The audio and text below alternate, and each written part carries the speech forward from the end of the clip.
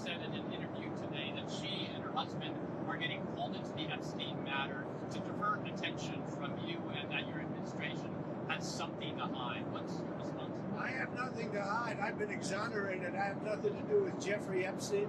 They went in hoping that they'd find it and found just the opposite. I've been totally exonerated. In fact, Jeffrey Epstein was fighting that I don't get elected with some author, a sleazebag, by the way. And I've been totally exonerated. No, they're getting pulled in, and that's their problem. I don't know, they're going to have to see what happens. But I watched her in Munich, and she seriously has Trump derangement syndrome. Do you think that she should publicly testify? You know, I've been totally exonerated on Epstein, and it's really interesting because they've been pulled in. Think of it. They've been pulled in. Clinton and many other Democrats have been pulled in, yeah. The U.S. Federal Court, which is sprinting from the Caribbean to the Middle East, is about to hit a month deployment mark. Usually they're deployed for about 6 months or so. Is there any concern that U.S. carriers are being stretched too thin? I'll answer the question. Mr. President, you're warning Cuba to make a deal. What does that deal look like? What do you want them to do? Cuba is right now a failed nation, and they don't even have jet fuel to get for airplanes to take off. They're clogging up their runway. We're talking to Cuba right now, and Marco Rubio talking to Cuba right now, and they should absolutely make a deal because it's really a humanitarian threat. And we have a lot of great Cuban Americans, and they're going to be very happy when they're going to be able to go back and say hello to their relatives and do things that they should have been allowed to do for a long time. I'm very interested in the people that are here that were treated so badly by Castro and the Cuban authorities. They have been treated horribly. So we'll see how it all turns out. But Cuba and us, we are talking. In the meantime, there's an embargo. There's no oil. There's no money. There's no anything.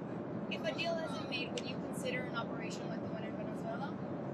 I don't want to answer that. Why would I answer that if I was? It wouldn't be a very tough operation, as you can figure.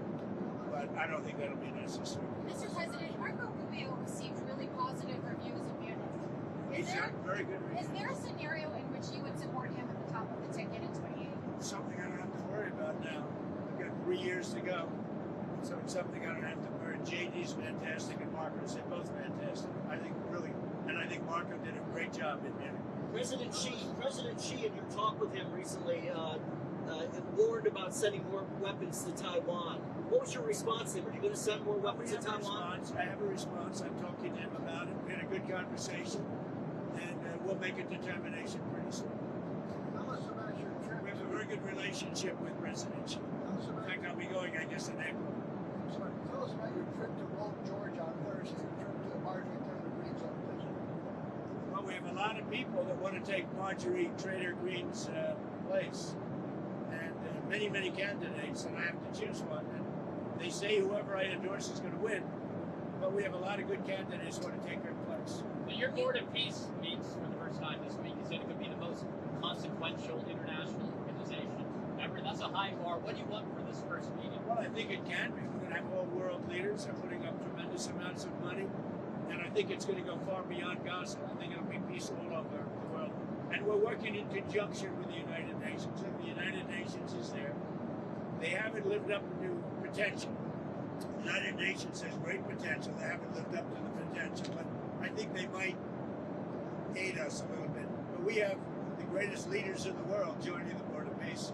And we'll be doing it in conjunction with, in some cases, the United Nations, and see if we can get the United Nations to get on the ball. Mr. President, you've been a kingmaker in a lot of Republican primaries. A lot of people... Including foreign nations. And I was very honored to see that a very wonderful Prime Minister in Japan won by a landslide. I think she was going to win, but she won by just about the biggest vote ever in Japan. And she attributed my endorsement for that, and that's very good because we have a great relationship with her and Japan. A lot of Republicans in D.C. are asking you to endorse John Cornyn, but you haven't yet. Is there a chance you would endorse Paxton, and why haven't you endorsed Cornyn? I just haven't made a decision on that race yet. It's got a ways to go, and I haven't. He's a good man. John is a good... I like all three of them, actually. I like all three. Those are the toughest races. They've all supported me. They're all good. And you're supposed to pick one, so we'll see what happens. But I support all three. Are you going to get involved in the rift between UAE and Saudi Arabia? No, I'm not. What do you think of that? that? So I would be. Well, I can settle it very easily. But they have they do indeed have a rift, and we can get it settled very easily. I settle wars. I settle a lot of rifts between countries.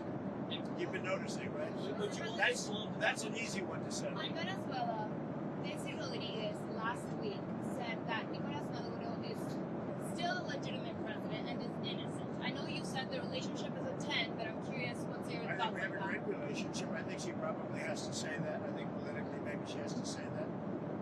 But the relationship with Venezuela, she's doing a very good job. And I fully understand that statement. In Gaza, You're going to have Ukraine talks tomorrow as well in Geneva with Alexandria. Yeah.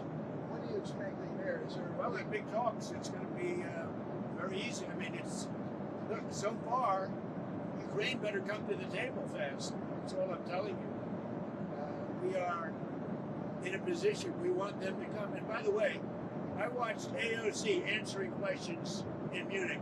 This was not a good look for the United States. I watched Gavin Newsom answering questions in Munich, and this was a bad look for our country.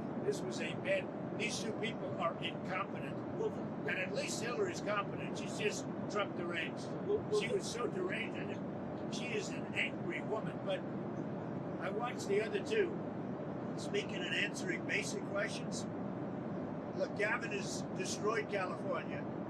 And AOC, I never heard her speak very much. And they started answering questions. She had no idea what was happening. She had no idea how to answer, very important questions concerning the world.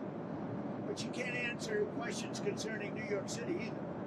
Because New York City got some problems. now that Gaza is entering phase 2, should Israel lift its ban on foreign journalists being allowed into Well, Gaza? we'll be lifting a lot of bans pretty soon. I think you're going to see everything opening up. Gaza, look, we have peace in the Middle East. Now, you have some flames here and there, but we essentially have peace in the Middle East. And that happened primarily when we did the B-2 attack on the potential nuclear power. They would have had a nuclear weapon within 1 month. If that happened, it would have been a whole different deal.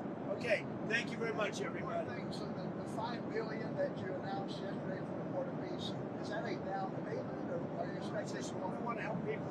That's peanuts compared to the kind of money that has been spent in the Middle East by Bush, by Obama, by all of these people, by Biden. I mean, the money he spent. But the money he spent, that's such a small amount of money by comparison. But we want to make it successful. I think it has the chance to be the most consequential board ever assembled